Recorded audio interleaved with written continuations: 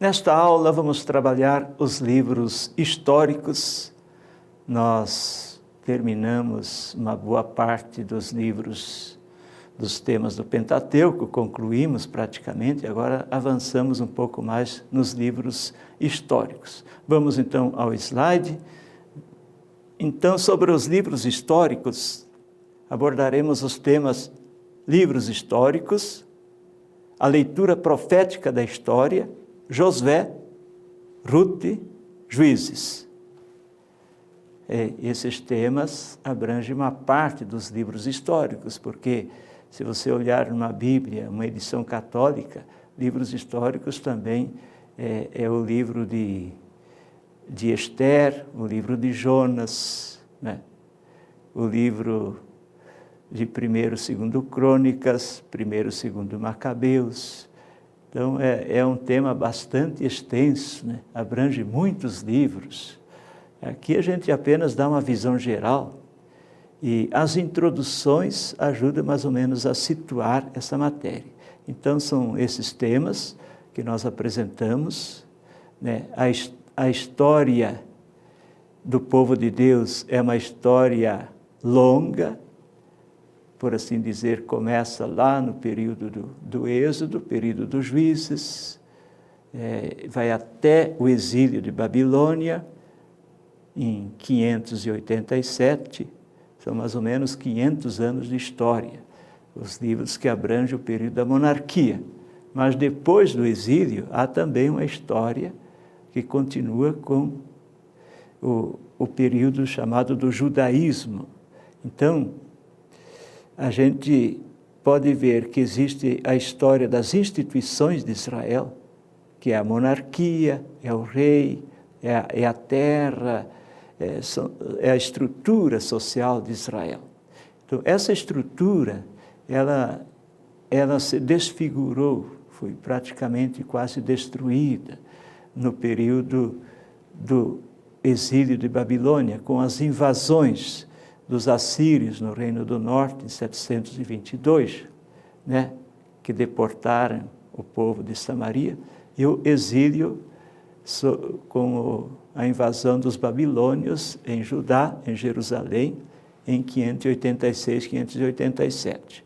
É claro que houve outros exílios, mas esse foi um período que houve uma ruptura muito grande e o povo de Israel teve que recomeçar tudo de novo, mas viveu uma religião num período de dispersão, né? O povo foi se dispersando, então, esse período chamado judaísmo, em que procuraram resgatar sua identidade, vivendo assim, dispersos, né? Um povo sem pátria, praticamente, né? Sem identidade, né?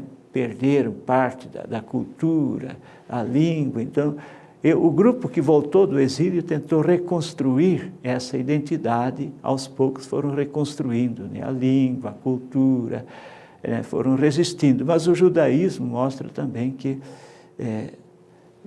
grupos de judeus, por exemplo, que foram exilados para o Egito, também lá eles se misturaram com outros povos. Então, a gente não pode dizer que a religião ficou uma religião judaica pura em todos os lugares onde os judeus se dispersaram. Há sempre uma influência de outras culturas. Vamos então ao próximo slide. Os livros históricos, eles são abrangentes, mas existe entre eles certa descontinuidade. Eu esqueci de anotar esse detalhe aí. Então, muitos assuntos desses certos livros são repetidos e há certos problemas literários que os estudiosos discutem, né? Certas repetições, né? Mas isso aí, para nós, o que é mais importante é entender o conteúdo teológico dessa unidade narrativa, né? Há certos limites, mas há também um conteúdo muito rico que deve ser resgatado através do estudo literário e teológico.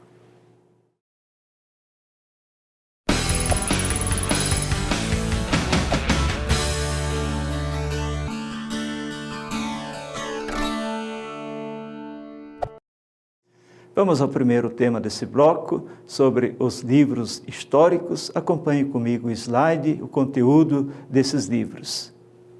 Então, livros históricos são basicamente Josué, Juízes, 1º e 2º Samuel, 1º e 2º Reis, e abrange o período de 1250, mais ou menos, até 587 a.C., período do exílio de Babilônia. Então, a composição desses livros são tradições do tempo da monarquia. Portanto, há tradições bem antigas do tempo da monarquia unida, com Davi e Salomão, e também do tempo do exílio de Judá. Então, existem tradições com diferenças muito grandes, de épocas diferentes. Então, por isso que, às vezes, na leitura, a gente percebe aí essas rupturas, tá? Então, aqui quando nós lemos a Bíblia, lemos esses livros, a gente percebe como, às vezes, há retomadas de temas, né?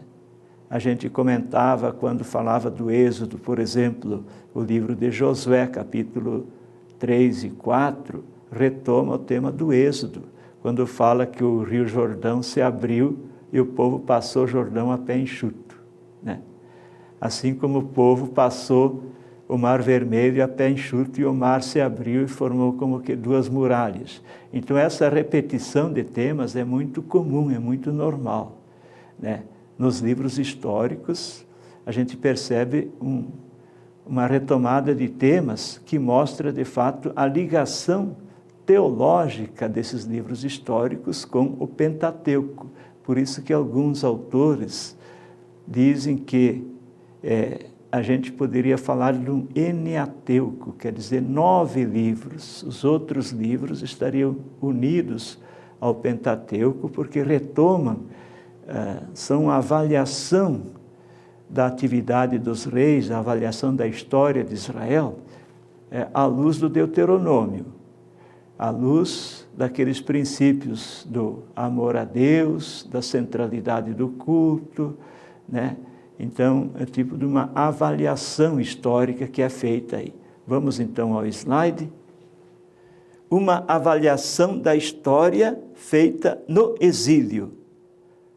Aqui é importante destacar que essa avaliação da história é feita num período de crise, de dificuldade, de desafio, em que eles estavam sem o rei, sem o templo, sem a terra, o povo estava exilado. E aí, então, os autores fizeram a última redação, por assim dizer, dessa história de Israel, de quase 500 anos, né? Então, é uma história numa perspectiva profética e uma reflexão, a gente pode dizer, que o povo começou a se perguntar: onde é que foi que nós erramos? Por que aconteceu isso? Levantava muitas interrogações. Qual a causa desse sofrimento? Por que as promessas foram rompidas? E até aconteceu uma crise de fé no meio do povo. Será que Deus está conosco? Né? Essa crise é normal nos momentos de desafio. Então, a história é escrita, é completada nesse tempo do exílio para ajudar o povo a refletir. E, relendo a história, que eles pudessem ver os fatos, olhar os fatos negativos, as falhas, os pecados, para de hora em diante se converter, tomar um novo caminho, né? Retomar a história. Então, isso é importante nesse período aí da história dos reis, da história de Israel. Vamos ao slide. A história mostra que os reis pecaram e o povo foi infiel à aliança. Josué, Juízes, Samuel e Reis são chamados também profetas anteriores na Bíblia hebraica.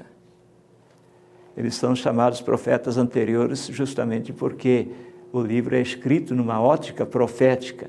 Quer dizer que os autores muitas vezes denunciam os pecados dos reis e diz assim: tal rei fez o mal aos olhos do Senhor. Mas nós vamos ver mais adiante, vamos retomar essa ótica profética, mas aqui é bom ver que é feita uma revisão da história, né? Por isso que a Bíblia hebraica chama de profetas anteriores. Na Bíblia grega, e a tradição cristã adotou esses livros, e as edições da Bíblia colocam esses livros como livros históricos, mas é uma historiografia profética, porque ela denuncia, embora a gente vai encontrar textos que apoiam a monarquia e textos que criticam a monarquia. A ótica profética é uma ótica crítica dos reis, e fala várias vezes que tal rei fez o mal aos olhos do Senhor. Essa é uma ótica profética, porque, de fato, denuncia o pecado dos reis. Vamos em frente, então, para o próximo slide. Primeiro e segundo Crônicas, Esdras e Neemias são escritos depois da volta do exílio, né? Escritos do período da dominação persa, né? Especialmente 1 e 2 Crônicas são como uma edição, uma segunda edição da história dos reinos de Israel e Judá. Foram escritos quando o povo estava na dispersão, depois do exílio, né? Sem rei, mas guiado pela observância da lei pregada pelos escribas, né? Aqui é bom destacar o seguinte, que a história é reescrita. A gente pode dizer que o livro das Crônicas foi escrito ali mais ou menos 300 anos depois do livro dos Reis, bem posterior, como que uma segunda edição. Mas nós vamos rever, de fato, isso aí, quando falaremos desses livros escritos na dispersão. Então é bom observar que a história é reescrita e a história é reinterpretada sempre em cima dessas tradições que são recebidas. Vamos ao próximo slide. Escritos à luz do Deuteronômio.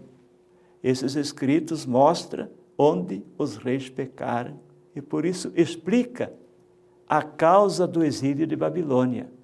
O interesse é teológico. Aqui a gente diz interesse teológico para refletir e se converter, para o povo tirar uma lição da história. Há textos monárquicos, por exemplo, que apoiam o rei, textos pró-monárquicos, né, de apoio ao rei, e textos também críticos do rei. Então a gente vai ver que às vezes certos textos bíblicos são muito críticos dos reis que fazem o mal aos olhos do Senhor, e outros textos, por exemplo, como 2 Samuel, capítulo 7, onde Deus faz uma aliança eterna com a casa de Davi. Então é um texto que apoia a monarquia. Ao passo que 1 Samuel 8, 1 a 22, por exemplo, é crítico da monarquia, né? Critica o rei, porque o rei vai explorar o povo, vai cobrar impostos. Então a gente vê textos bem diversificados em várias partes. Isso é uma riqueza muito grande que a gente pode perceber através da leitura.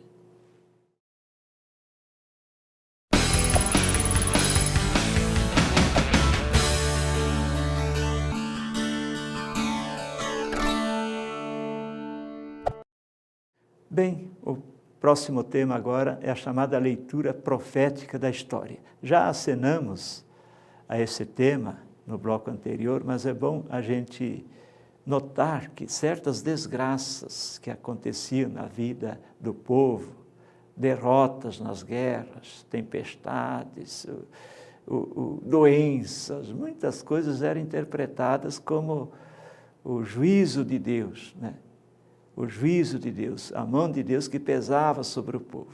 Nas religiões antigas, né, o povo via o sinal da ira de Deus e então oferecia sacrifícios aos deuses para aplacar a ira de Deus. Na Bíblia nós vemos também sacrifícios de holocaustos, sacrifício de ação de graças, tem sacrifício de reparação, sacrifício para o perdão dos pecados. Todo esse culto em vários textos também mostra essa realidade, né? Que o povo se sente pecador porque aconteceram essas desgraças e atribui ao pecado próprio, onde nós falhamos.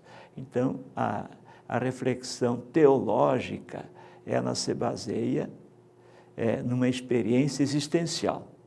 E a historiografia, a história do povo, ela é feita à luz dessa experiência de Deus. Por isso que são livros históricos, mas históricos teológicos, históricos com a finalidade de trazer uma mensagem.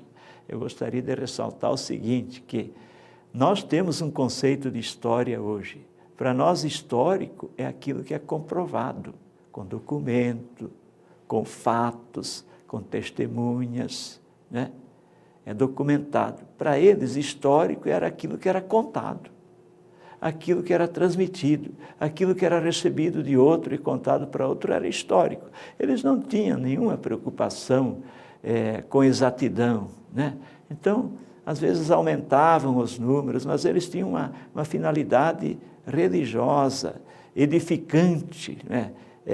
O mais importante não era se o fato existiu do jeito que foi contado, mas o importante era tirar uma lição da história. Então, eram histórias muito mais com motivo religioso, um motivo teológico, do que praticamente, diria assim, uma descrição in loco do que aconteceu, né?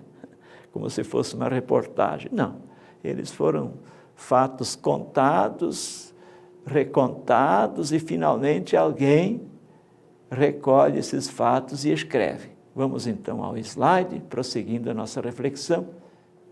Então, a leitura profética da história denuncia a infidelidade à aliança. A infidelidade à aliança aparece no pecado da idolatria, e atrás de outros deuses. É um pecado contra o primeiro mandamento, aí que está no Deuteronômio 6:4, e também a leitura profética da história denuncia as injustiças sociais. Aqui nós vemos o seguinte: há muitas posturas críticas, por exemplo, quando o profeta Elias denuncia os crimes do rei Acabe e Jezabel, que acabam formando ali um tribunal, e o dono do sítio, ali o Acabe queria comprar o sítio, o homem não queria vender, o Nabote, né? Esse Nabote acaba sendo julgado, né, por um tribunal iníquo, né? Há uma corrupção da justiça para condenar o Nabote e, por fim, o rei tomar posse da vinha.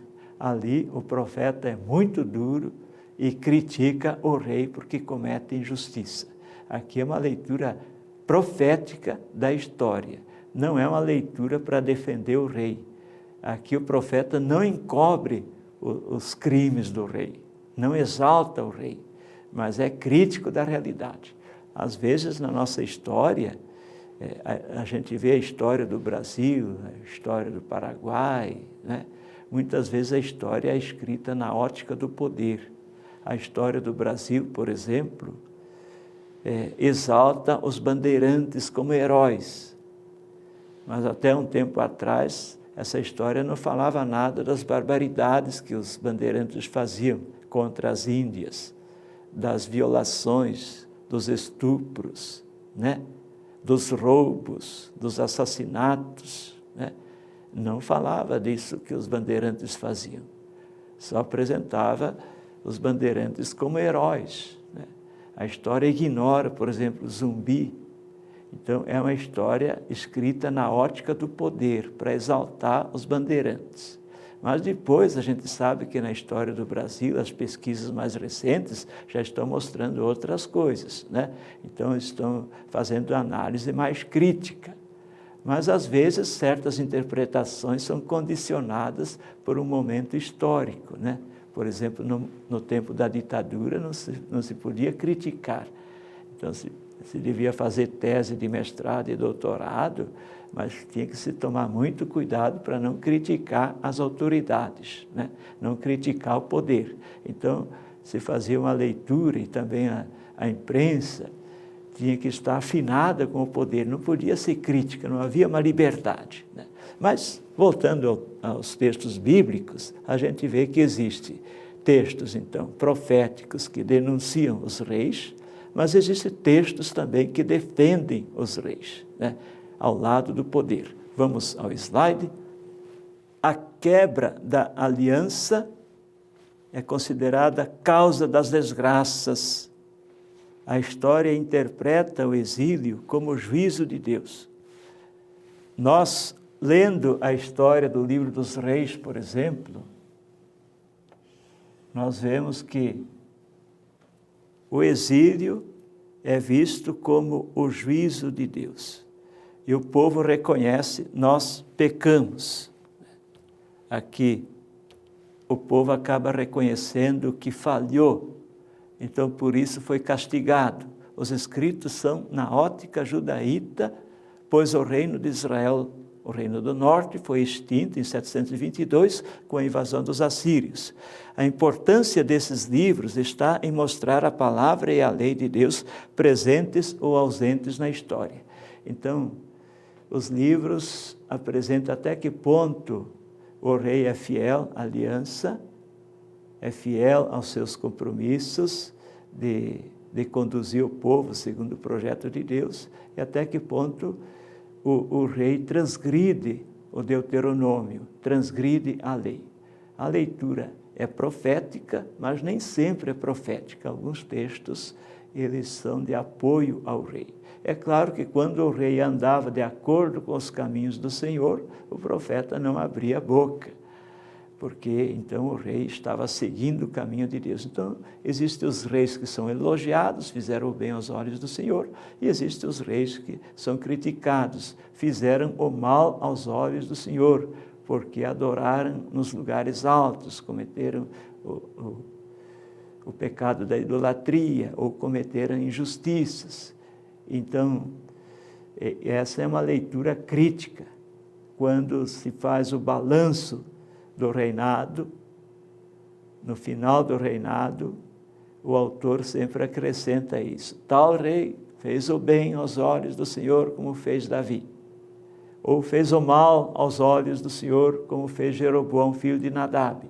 Esse Jeroboão acaba sendo aquele exemplo negativo, porque ele foi o responsável pela divisão do reino.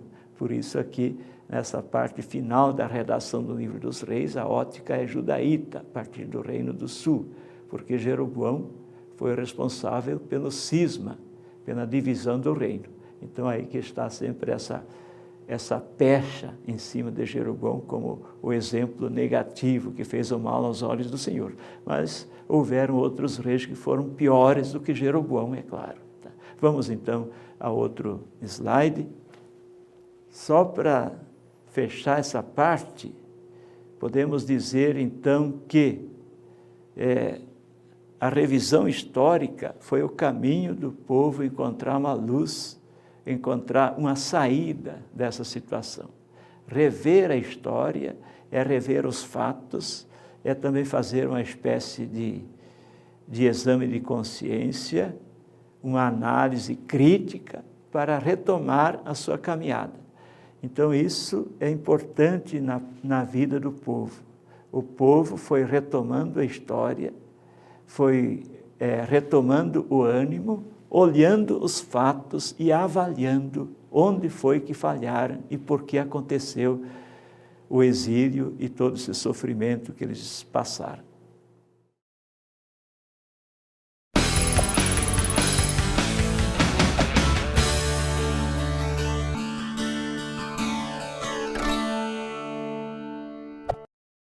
Vamos então ao livro de Josué, que é o primeiro livro, aí depois do Deuteronômio, o livro que trata da entrada do povo na terra prometida, na terra de Canaã, sob a liderança de Josué. Vamos lá? O livro trata da conquista da terra. a terra prometida e também da repartição da terra entre as 12 tribos de Israel.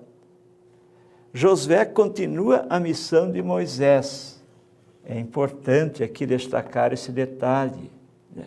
Os textos, eles têm um gênero literário de exaltação de Josué como o herói, né?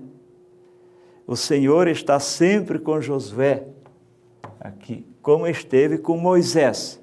Aqui há um objetivo religioso, de fato, para mostrar que a conquista da terra é o cumprimento da promessa a Abraão. Então, que Deus vai conceder a terra ao povo de graça, e Josué é o condutor desse povo na conquista da terra. Então vai mostrar que Josué é tão fiel a Deus, servo fiel a Deus, do mesmo jeito que Moisés, né? Como Moisés foi fiel a Deus. E é interessante observar, né? Se você vê no final do livro de Josué, Josué morre com a mesma idade de Moisés, com 110 anos. O livro do Gênesis, capítulo 6, diz assim que a idade, o ser humano não vai ultrapassar os 110 anos, né? É uma tradição já vista, põe a idade até 110 anos. A tradição sacerdotal, lá do capítulo 5 do livro do Gênesis, lá aparece a idade até de 969 anos, né? Matusalém viveu 969 anos. Então já falamos dessa idade avançada, que é uma forma simbólica de falar, né? De quanto mais a pessoa se aproxima de Deus, né? Daquela realidade, ela tem vida longa, é uma dimensão escatológica, né? Nos tempos finais, né? Quem morrer com 100 anos vai morrer jovem, e não haverá mais morte de crianças recém-nascidas, né? O livro do profeta Isaías vai falar isso aí. Então esse projeto aí é importante a gente recordar, nós já falamos disso, né? Mas você vai encontrar muito desses aspectos. O livro de Josué, então, ele é importante para mostrar essa continuidade do projeto do Êxodo. Vamos então ao próximo slide. Moisés e os hebreus celebram a Páscoa antes de entrar na terra. Josué celebra a Páscoa depois da entrada na terra. Isso nos mostra essa continuidade entre Josué e Moisés. Algumas narrativas são chocantes pela violência e destruição. Importante aqui não se faz um juízo dos meios de conquista, mas depois o profeta Amós vai denunciar essas barbaridades, vai denunciar essas violências nas guerras contra pessoas inocentes, contra as mulheres, né, crianças, né? Essas denúncias vão acontecer. Mas no livro de Josué existem certas batalhas, né, de destruição total. Era o estilo de guerra santa, né, em que se decretava o herem, quer dizer, o extermínio de tudo. Tudo era consagrado ao anátema, o que não pertencia ao povo, porque Deus está dando a terra, está concedendo a terra de graça. Então isso aí é um detalhe importante, que não se faz um juízo das ações de Josué, dessas guerras de extermínio, né? São guerras de fato chocantes, mas na Bíblia nós vemos isso. Vemos esse texto dessas guerras, que parece que é Deus que quer doar a terra ao povo, esse é o objetivo, né? Mas quando a gente vê o livro do profeta Amós, o livro dos profetas, lá na frente, eles vão denunciar essas barbaridades, essas violências contra os inocentes. Então a gente encontra na Bíblia textos, nem todos os textos querem trazer doutrina, mas retratam uma história, uma realidade de um povo violento, né? que usa da força, que não existe uma ética na guerra, a guerra de destruição ou a guerra santa, né? Mas depois as coisas vão mudando. A experiência religiosa e a missão dos profetas vão mostrando outros caminhos, né? As promessas messiânicas vão falar de paz e de justiça entre os povos. Vamos ao próximo slide. A ótica do livro é o cumprimento da promessa da posse da terra. Cumprimento da promessa. Essa promessa é muitas vezes repetida lá no Gênesis. A Abraão, aos patriarcas, a promessa da terra, a promessa da bênção, a promessa da descendência. Essa promessa se cumpre com a entrada na terra. Mas, na verdade, o povo ainda tem que conquistar a terra. Então, o projeto do Êxodo, na verdade, continua. É preciso conquistar a terra. Mas a terra é um dom de Deus. Então, a gente vai encontrar textos aí surpreendentes, né? Que, no momento, parece que Deus é o ator principal, por exemplo, no cerco de Jericó, na cidade de Jericó, ali, essa narração em Josué 6, os sacerdotes fazem um círculo ao redor da cidade, dos muros da cidade, tocam as trombetas, dão 7 voltas, os muros caem e o povo conquista a cidade. Então, parece que Deus é o ator principal. Mas logo em seguida existe uma guerra de destruição. Então, se alternam textos em que parece que Deus é o ator principal, Josué é exaltado e depois relatos de destruição total, né? Então, isso é um pouco chocante, esses contrastes nesses textos aí. Mas o objetivo, claro, é sempre mostrar que Deus doou a terra ao povo. Não se faz um juízo da forma como o povo conquistou a terra. De uma forma violenta em muitas partes. Mas em muitas partes a gente sabe que a conquista da terra também foi pacífica. Por exemplo, quando os israelitas se encontram com os gabaonitas, fazem uma aliança e aí não há guerra, não há destruição.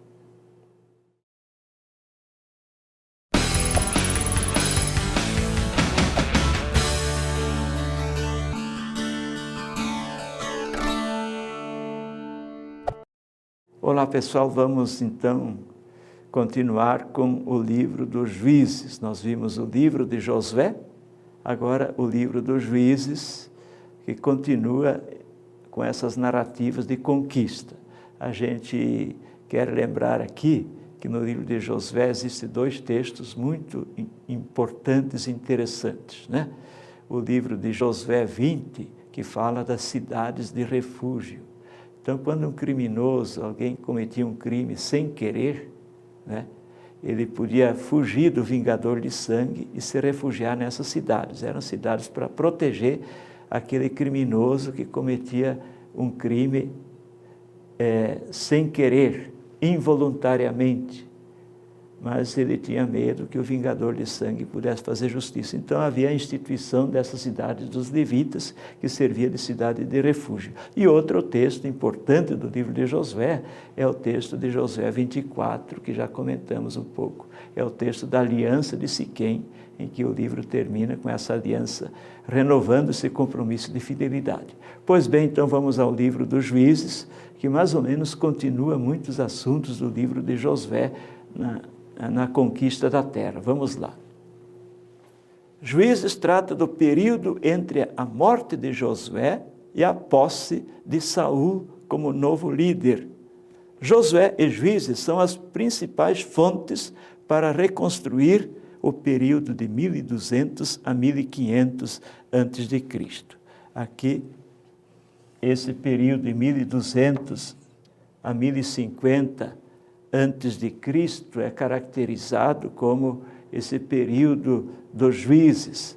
Ainda o povo não tem um rei, mas quem governa são os juízes, são comunidades com poder descentralizado. E os juízes eram líderes militares.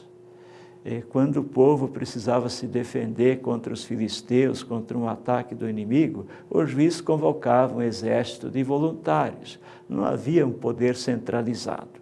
Era uma organização, pelo jeito, mais comunitária, né? Mais tarde, houve a necessidade de criar a monarquia, né? Causas externas da ameaça dos filisteus levou o povo a pedir um rei. Isso vai acontecer quando Samuel já está velho, os filhos de Samuel se corromperam, e aí o povo pediu um rei como os outros povos. Queriam um rei que marchasse à frente deles para se defender contra os inimigos. Vamos lá ao slide. Várias passagens dos Juízes são relatos etiológicos, dedicados à explicação da origem de nomes de lugares. Eu vou só dar um exemplo aqui interessante, né? Por exemplo, quando o anjo de Javé anuncia o castigo, porque o povo rompeu com a aliança, ali tem um texto, e o povo se põe a chorar. E aí o texto diz, e deram o nome daquele lugar Boquim, porque Bacá quer dizer chorar em hebraico. É uma etiologia, quer dizer, ele conta uma história, e daí a partir dessa história dá o nome àquele lugar, né? Dá nome àquele lugar. No livro do Gênesis nós temos uma porção de etiologia. Por exemplo, quando Jacó tem aquele sonho de uma escada que sobe ao céu, né? E aí ele acorda, e ali ele faz um santuário e dá o nome de Betel, quer dizer, ao Deus Betel. É uma experiência religiosa, e ali funda um santuário, né? Betel significa também casa de Deus, né? Ele teve uma experiência de Deus, teve um sonho, uma revelação, e deu o nome do lugar ali, Betel. Então essa historinha é uma etiologia, porque explica a origem de um lugar, a origem do lugar, a origem do santuário de Betel. Então existem muitas histórias assim montadas para explicar a origem de um lugar, a origem de um costume. E a etiologia é um gênero muito presente aí no Pentateuco e livros históricos. Vamos então em frente. Juízes no plural indica que várias pessoas julgaram Israel. Vamos ver os principais. Temos aqui Otoniel, aí, Débora era juíza e profetisa. Jair, Jefté, Abezã, Elon, Abedom, Sansão, muitos conhecem a história de Sansão, né? Então, os juízes, de fato, indica que várias pessoas julgavam Israel. Existem os juízes maiores e os juízes menores. Eles julgavam, então ajudavam o povo a caminhar. O povo não tinha uma estrutura, uma organização militar, uma organização com estrutura, como na monarquia. Então tinha uma organização comunitária, de uma vida mais partilhada. Então isso é importante a gente ver no livro dos Juízes. E eles repetem muito aquela teologia do Deuteronômio, viu? O Deuteronômio diz o seguinte, que o povo, quando era infiel a Deus, aí vinha a maldição, vinha o castigo. Então, no livro dos Juízes, a gente vê muito essa narrativa, né? O povo fez o mal aos olhos do Senhor, porque adorou Deus nos lugares altos, e provocou a ira de Deus, e aí por isso veio o castigo, o povo perdeu a batalha, aí o povo gritou para Javé, Javé manda um juiz, o juiz coloca em ordem e volta à paz. Então, essa leitura deuteronomista aparece muito no livro dos Juízes, vocês vão encontrar muitas vezes, ok? Vamos ao próximo slide. Os juízes tinham a missão de fazer justiça. Os filhos de Israel vinham a juíza Débora, por exemplo, Débora era uma juíza e profetisa, para obter justiça. Isso é um detalhe importante, né? Débora e Baraque, por exemplo. Então, o livro dos Juízes, em síntese, os juízes trazem essa experiência de uma vida comunitária no período que precede a monarquia, né?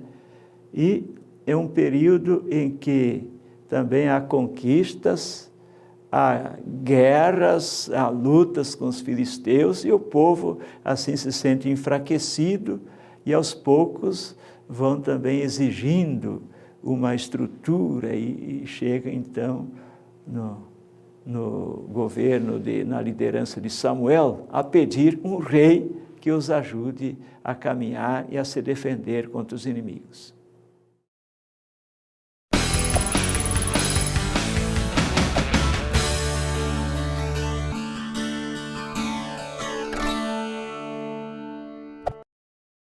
Vamos agora ao livro de Ruth, um livro muito breve, por isso a nossa conversa também vai ser breve, porque esse livro tem apenas 4 capítulos.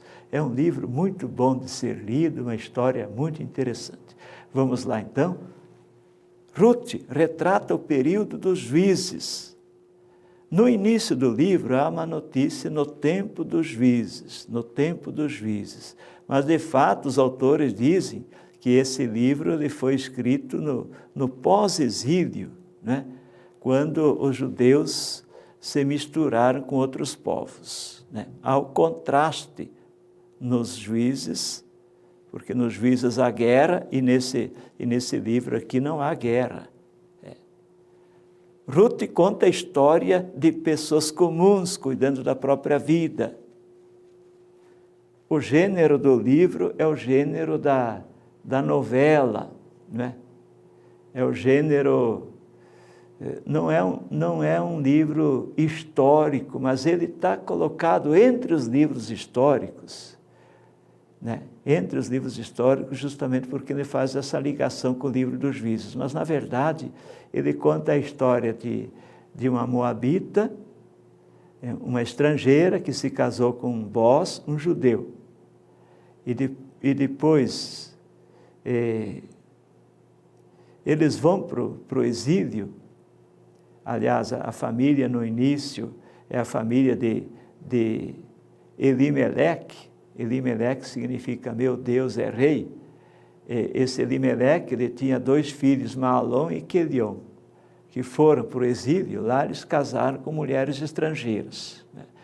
Então, um se casou com Ruth e outro com Orfa. Lá em Moabe, eles morreram, e aí ficaram só as viúvas, Ruth e Orfa. E ficou também Noemi, a esposa de Elimeleque. Ficou viúva, essa historinha. Então, as 3 viúvas voltaram para a terra. Só que quando elas iam voltar para Belém, então o livro diz Belém, a casa do pão, né?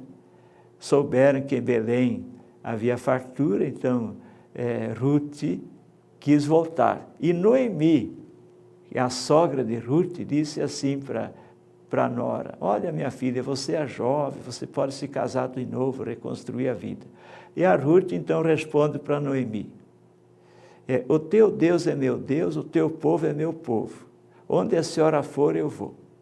Veja então que uma estrangeira, Ruth, ela promete fidelidade à sogra, acompanha a sogra, volta para a terra e lá se casa com um judeu, com um Bós. Então, há aqui uma reconciliação entre os judeus e moabitas, que eram inimigos no tempo de Davi. Então, estamos aqui no período pós-exílico, que o povo voltou do exílio e se misturou com os outros, com os estrangeiros. Então, o que o livro quer colocar? Quer colocar uma visão mais aberta, mais ecumênica, né? Porque os livros de Esdras e Neemias, que falam da volta do exílio, colocava a lei da raça pura. Então, que excluía, por exemplo, o casamento de judeu com mulher estrangeira. E aqui o livro põe o contrário, que um judeu se casa com mulher estrangeira. Então, há uma integração, né? Porque é o período do judaísmo, o judeu se mistura com outros povos. Então, é uma história, assim, bem interessante para mostrar isso aí, para mostrar que a solidariedade dos estrangeiros com os judeus, e mostra que os estrangeiros estão abertos. Inclusive, Ruth reconhece o Deus de Israel. E então quer colocar essa reconciliação, essa convivência pacífica entre os judeus e os moabitas, outrora estrangeiros inimigos do povo de Israel. Vamos em frente no slide. As opiniões sobre a data do livro são diversas, mas a opinião mais comum é que o livro é escrito no tempo do pós-exílio, por volta de 450, aí no período de Esdras e Neemias.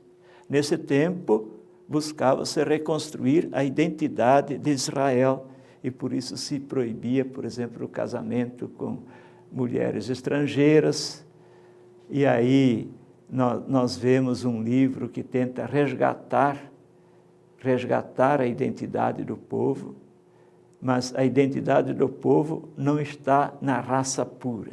A identidade do povo está na vivência da aliança. Por isso que coloca o exemplo de uma mulher estrangeira fiel a Deus.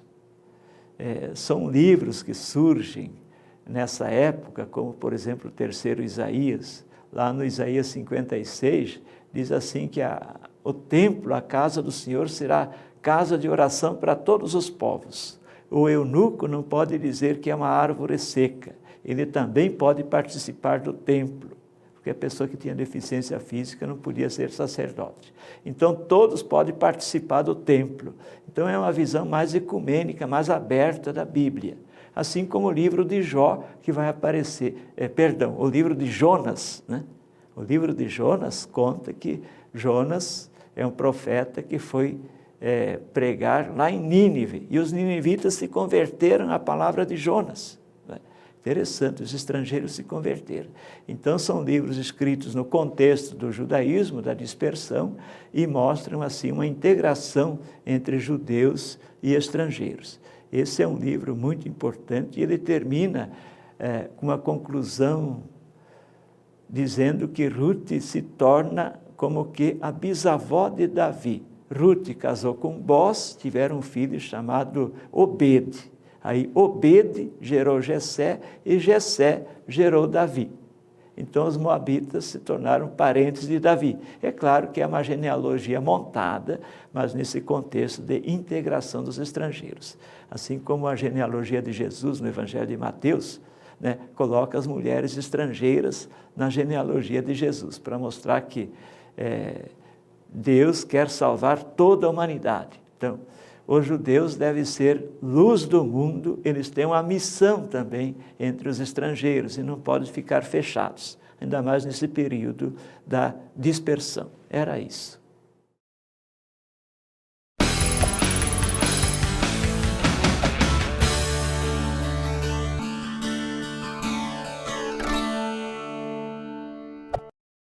Vamos chegando ao final de nossa aula. Na prática, o que podemos levar dessa aula, dessa exposição? Vamos lá?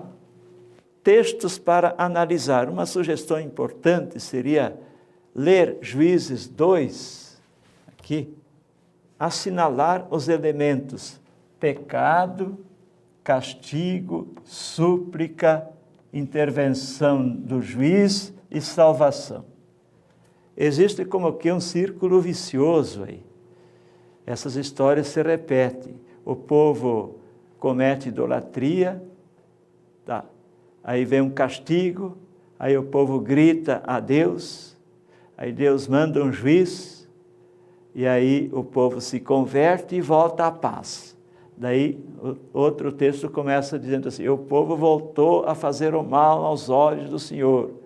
Aí o Senhor enviou os inimigos, e aí houve os inimigos que destruíram a plantação, e o povo então gritou a Deus, e aí vem um juiz, e o povo se converte e volta à paz. Então existe em vários textos esse detalhe. Então você pode fazer esse trabalho, seria interessante você perceber isso. Agora, no nível da nossa vida também nós percebemos muitas coisas que se repetem, mas o importante é progredir, é manter-se firme no projeto. Vamos então ao próximo slide.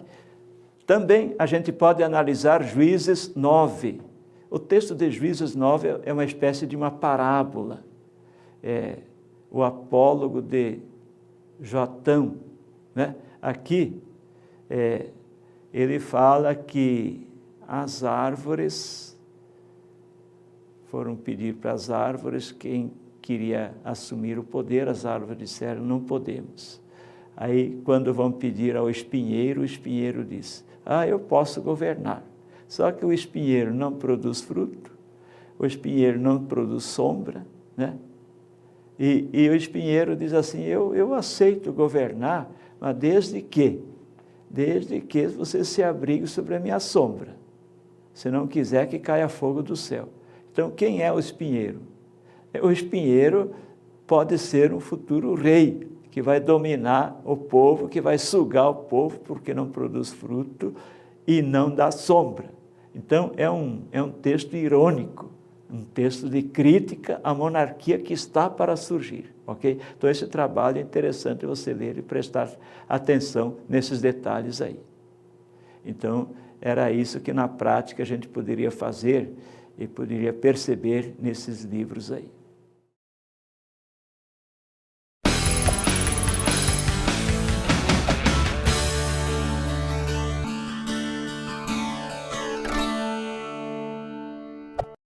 Finalizando a nossa aula, retomemos uns temas básicos para termos assim uma noção aonde o nosso estudo vai andar, aonde nós vamos aprofundar os aspectos mais importantes desses livros aqui estudados. Vamos lá ao slide.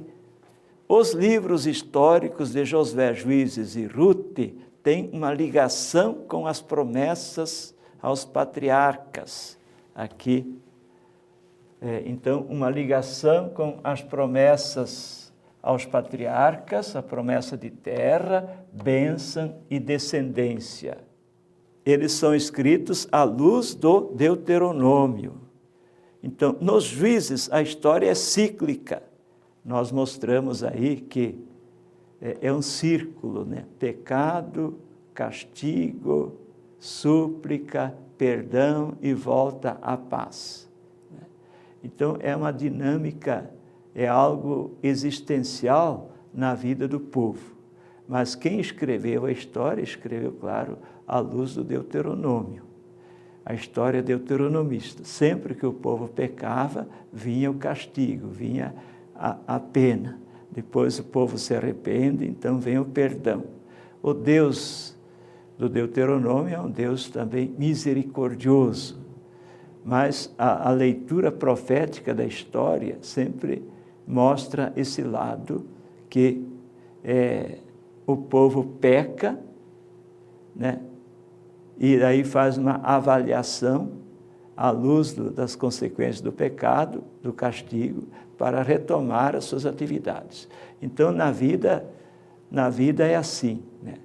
Nós temos que sempre retomar, muitas vezes recaímos nas mesmas falhas, olhando a história também, a história do povo, a história do Brasil, a história de qualquer comunidade, aos momentos de queda, os momentos de desgraças, mas ao momento de superação. Então, isso que a gente vê no livro dos Juízes. Há textos também críticos, né? Mas há textos já que indicam a proximidade do período monárquico, né? Período monárquico que vai começar com aí no governo do juiz Samuel, o juiz Samuel que se torna profeta quando o povo pede para ungir um rei. Então, aí é ungido o primeiro rei, que é Saul. Saul, na verdade, é um general que vai marchar diante do povo, né? E aí existe toda aquela corrente, como eu falei, pró-monarquia, uma corrente que apoia a monarquia e uma corrente também crítica da monarquia. Já no começo, Samuel é crítico da monarquia, mas depois nós vamos ver textos que apoiam a monarquia. Então, era isso dessa aula, e já preparamos, assim, uma introdução para a próxima aula, que vamos continuar sobre os livros históricos.